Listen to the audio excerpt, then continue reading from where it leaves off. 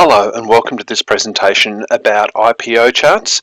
IPO charts are a design tool and you use them as part of your software development process. The intended audience for this presentation is VCE Computing students in years 11 and 12. Our learning intention is that students can explain the purpose and structure of an input, process and output chart, which comes in the form of a table. So, as the diagram here suggests, input is what goes in. It can come from a user, it can come from an external system. Process is what the program does with it. Obviously, in a very small program, the process section is going to be small. In industrial scale software, the process section is huge. And the outputs. This can be graphics, it can be text, it can be sound, it can be all sorts of things. So, this is something that we use as a design tool. It's to get your ideas and workflows clear before you start coding.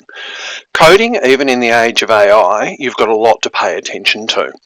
So the idea of the design stage is you're making the decisions about how the information flows, how it all holds together before you write any code.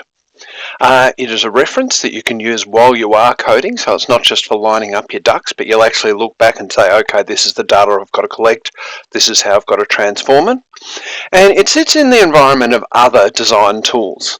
One of them is a flowchart, and I use flowcharts a bit in this presentation, but flowcharts are not one of the design tools listed in the Year 12 study design, at least I don't think they are. Mockups, which are like visual representations of the interface. A data dictionary is a dictionary of the variables and data structures and so forth. Object descriptions are for objects in an OOP or object-oriented programming environment. And pseudocode is like language-independent code showing how actually a lot of those things beforehand hang together. So let's have a look at an example of an IPO chart. This is an IPO chart for just a simple task of doubling a number. So the input we get from the user is a number. We prompt the user for input, we read the number, and then we multiply the number by 2. And then what we output to the user is the doubled result. So another simpler way of putting this is we input the number, you double the number, and then we output the doubled number. Now, you can put a lot of information into an IPO chart, or you can just have a bare bones one like this. There isn't a hard and fast rule to it.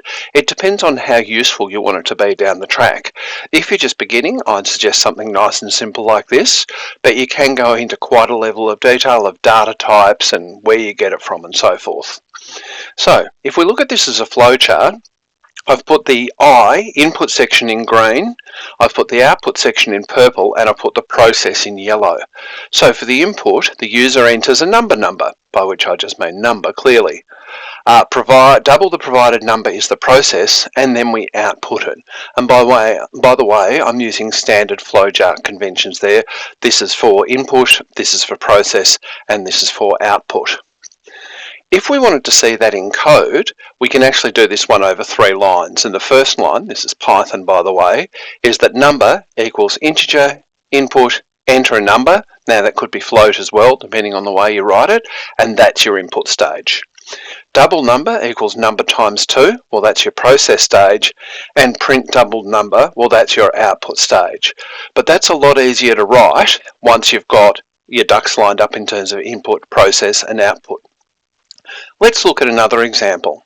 This program is going to collect 2 numbers from the user, it's going to add the 2 numbers together, and it's going to present the sum of the 2 numbers. It's a basic calculator.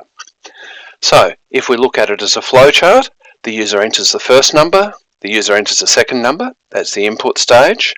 The process is just adding them together, and the output stage is presenting the sum. I've written output, the sum of the numbers. And here it is as a program. We see those first 2 lines there represent the input stage, then the process stage, and then the output.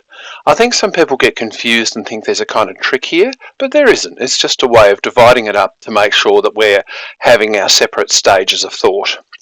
Let's look at one last example. We're getting a preferred username. We're collecting the preferred username, so you can see I've gone into a bit more detail here.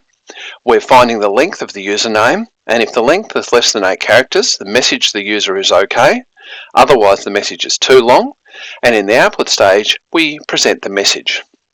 So, as a flowchart, By the way, I'm not changing these, I'm just changing how much space they take up. Here's our input stage. Our process stage is a bit bigger here because we've got a decision in the middle. These boxes here represent process, and this box here represents a decision, although this is not meant to be a message about flowcharts. And finally, we show the message that has been presented. So here it is in Python.